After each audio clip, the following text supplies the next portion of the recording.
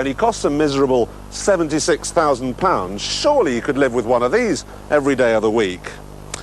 Well, there was only one way to find out, and yet again I had to sacrifice myself in the name of this program. I had to drive around in this for a week.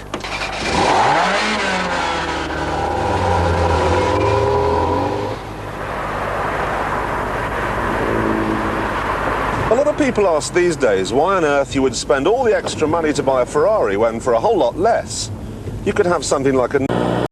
Japanese sports cars from the 90s have gotten extremely expensive in recent years, and I'm not even just talking about the Legends. What were once just the cheapest transportation for high schoolers like Miatas, What is my purpose? and Civics are now considered good investments and have gotten very expensive. Okay, maybe not very expensive, but I remember when these things were $500. But one JDM Legend remains extremely obtainable. A Legend so legendary, so fast, and so expensive at the time that it's almost forgotten in today's car culture. So we're giving one away. Yes, I am of course talking about the notorious Nissan 300ZX. Z32 300ZX, and you can win this built Z plus a trip out to Cali to come party with us. I'm doing this because I was sick of seeing all those supercar giveaways that no one can actually keep. If these supercar giveaways don't catch on fire first, shout out to Sheepy Race, and they're pretty much always sold. Normal car enthusiasts can't afford to insure, maintain, or even really drive a supercar. So I started giving away cool cars anyone could afford to enjoy, beat up, and actually have fun with. Right now we only have about 400 people entered for this build, and I really want to keep giving away fun cars, so the next 100 homies who order anything off of our website get double entries. Thank you all so much for the early support. Now back to yapping about this thing. Now let's talk about why this thing became so cheap in the first place. Some people claim the engine bay is a tight squeeze, and that's what makes these things so cheap, but once again, look at RX-7 prices. I would not know how to work on a rotary. Maybe it's just not a fun car to drive. This car is fun as fuck. Nope, definitely not that. Maybe the interior? No, it's all leather and suede. Why are these things so cheap right now?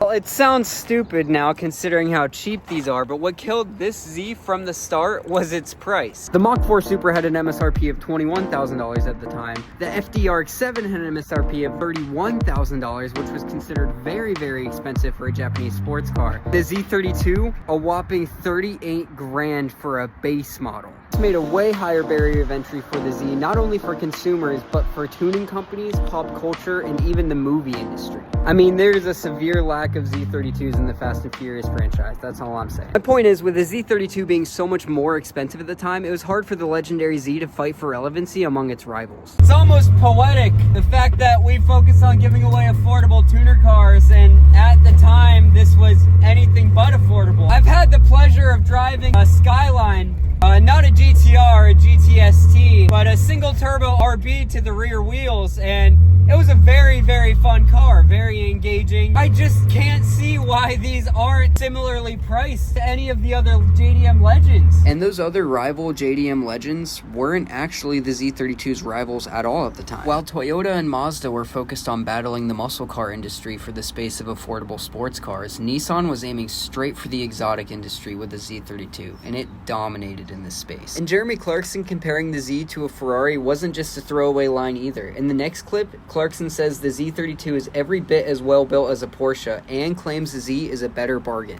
When this car is launched in May, it's going to cost £40,000. Now, last week I drove it in a back-to-back test with a Nissan 300ZX. I'll admit the Nissan was less well engineered, but it was faster, it was more striking to look at, and it was every bit as well made. It was also £10,000 cheaper. So I'm afraid as far as the 968 is concerned, it's thank you, but no thank you. The Z32 also managed to land a spot on Clarkson's top 100 cars among legends like the BMW M1, Ferrari F40, Lancia Stratos, Diablo VT. I mean, you get my point. The man's driven many, many hero cars, and this dirt cheap Z is among his top 100. And honestly, I get it. This car is ridiculously fun. It corners so well. The power delivery is very raw. Everything just makes you want to drive. I don't understand why these aren't sought after the way these other JDM cars are. The black sheep. the last remaining affordable JDM Legend from the 90s. If you have no interest in entering our giveaways, you should buy one of these cars. I'm serious. It's very, very soon. It's going to be one of those examples of, oh, if only I knew it would go to that price. If only I knew they were going to be this rare and this hard to find. Supras, RX-7s, we watched these happen before. Right now, this is an obtainable Legend. I strongly encourage you to at least go drive one. I mean, my God, what an experience. Car culture today is so obsessed with numbers, 0 to 60, horsepower, how much the car costs, but what they don't talk about anymore is feeling. And the way this car drives, I mean, this is a legend among us right now. This is the last affordable Legend. Thank you guys so much for watching. Remember, there's a little over 1 month left to get entered for this Z. I love you, bugs.